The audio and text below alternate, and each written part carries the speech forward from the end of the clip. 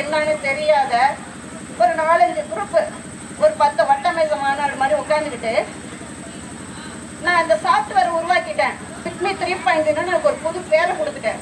நீ உட்காந்து போடு. யார் போடுவா? பிஹெச்எனுக்கு உட்காந்துருக்கிற சோவன் சோக்கு தெரியுமா சொல்லுங்க.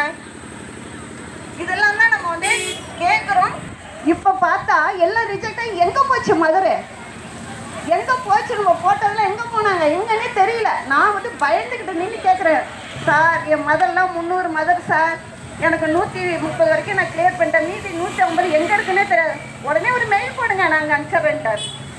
மெயில் போய் எங்கேருந்து பிடிச்சி வருது மதுரை?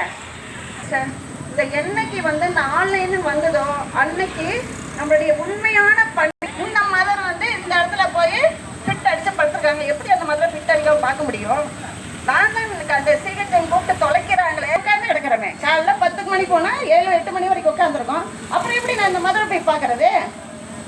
அப்புறம் இங்கே ஃபிட் அடிக்கிறது திருப்பி மறுநாள் ஃபுல்லாக போயிட்டு அங்கே அந்த கூட்டத்தில் போயிட்டு இதான் நீ மக்களை பார்க்குற லட்சணமா, இதான் நீ தாயை பார்க்குற லட்சணமா, என்னமோ நான் தான் பிடிச்சி அதுக்கு ஃபிட் அடிக்கிற வரைக்கும் பண்ணி விட்டுட்டு உட்காந்துருக்க மாதிரி அங்கே விஹெச்எனை பிடிச்சிட்டு எக்கிறது எங்கள் தலைமை மருத்துவமனையில். இன்னைக்கு ஒரு பேர் படிச்சுட்டு வந்தேன், சிஸ்டர் கூட சிரிச்சாங்க. மரியாதைக்கு உரிய மகப்பேறு சேவை. அங்கே மதர் அப் ஸ்டாண்டர்ட்